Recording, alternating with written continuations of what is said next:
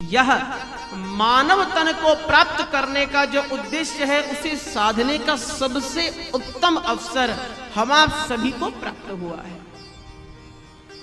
बोले मानव तन का उद्देश्य क्या है? यह तो ही आज के समय में हर मनुष्य को अपने उद्देश्य के बारे में पता ही नहीं है।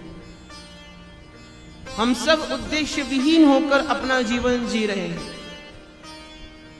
कभी विचार कर कर देखिएगा, हम दुनियादारी पर खूब विचार करते हैं, समाज की बड़ी चिंता करते हैं। अरे महाराज,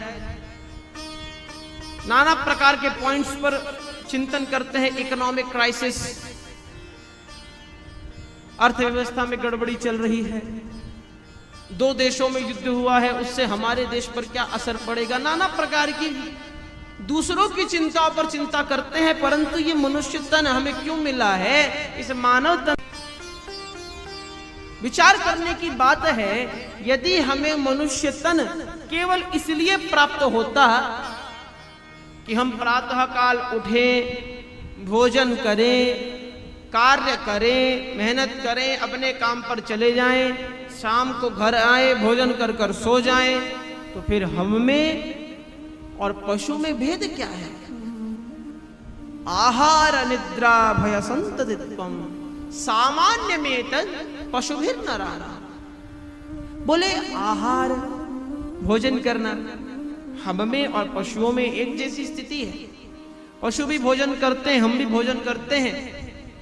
कुछ मनुष्य होते हैं जो पशुवत भोजन करते हैं, और पशु तो मनुष्यों से अधिक ही भोजन करते हैं।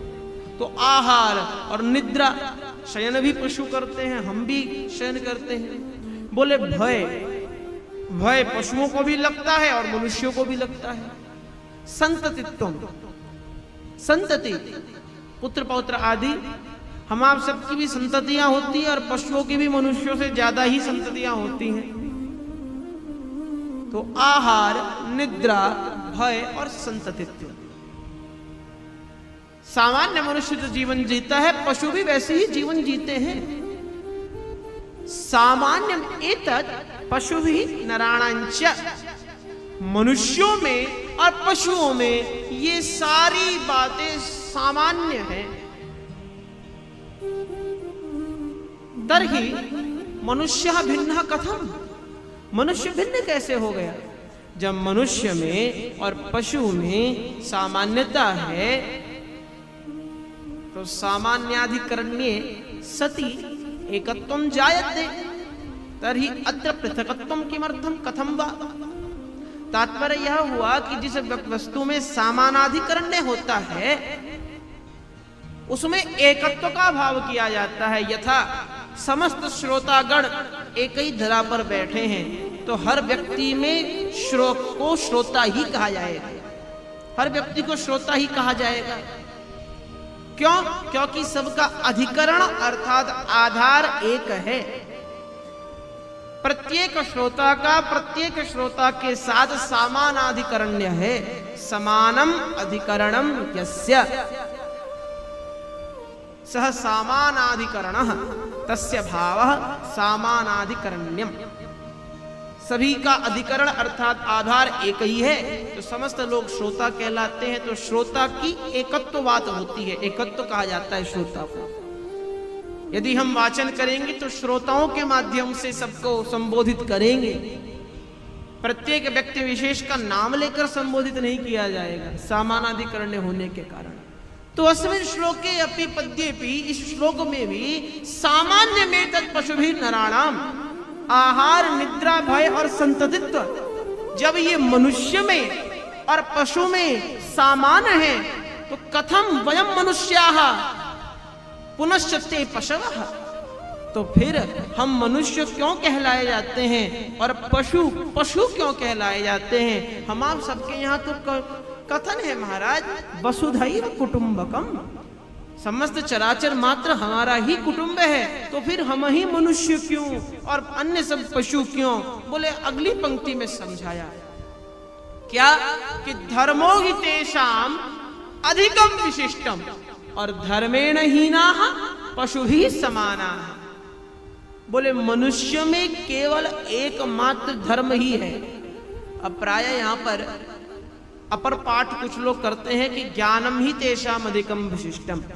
तो पूज्य गुरुदेव कहते हैं देखिए विचार करने की बात है, अगर यहाँ पर कहा जाए कि ज्ञानम ही तेषाम अधिकम विशिष्टम, कि एकमात्र ज्ञान ही है जो मनुष्यों को पशुओं से भिन्न बनाता है, अगर ऐसा कहा जाए, ज्ञान की बात कही जाए, तो महाराज ज्ञान तो पशुओं में भी है।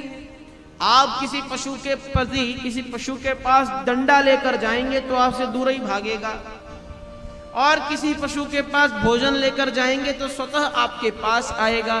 तो पशु को भी ये ज्ञान है कि डंडे से भागना है और रोटी के पास जाना है। तो ज्ञान तो समस्त प्राणी मात्र में है, क्योंकि ध्यान दीजिएगा ज्ञान में और जानकारी में अंतर होता है।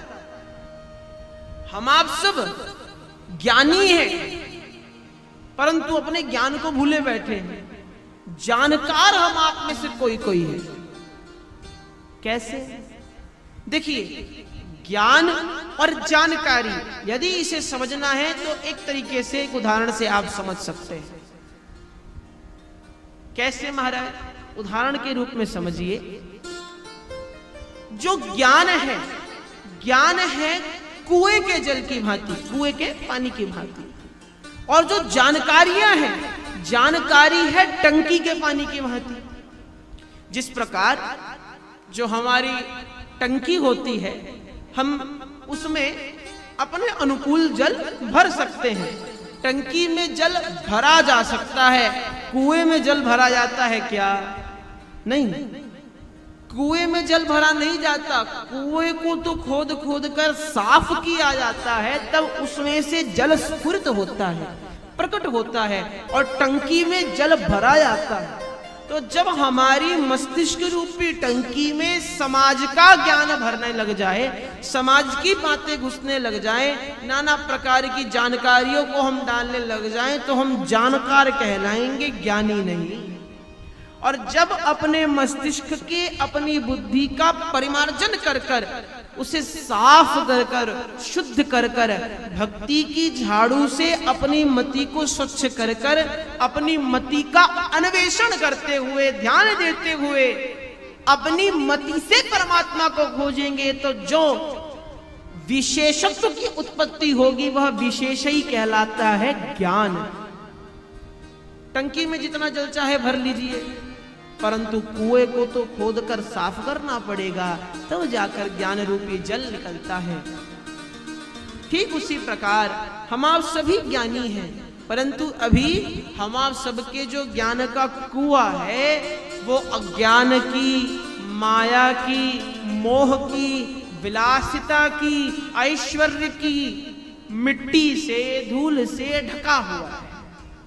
हम आप सभी को उसका परिमार्जन करने की आवश्यकता है, उसको साफ करने की आवश्यकता है। तभी हम आप सब अपने उस ज्ञान रूपी जल के स्पर्श मात्र से, उसको ग्रहण करने मात्र से परमात्मा को प्राप्त कर पाएंगे, और हमारे परमात्मा ही वह ज्ञान है।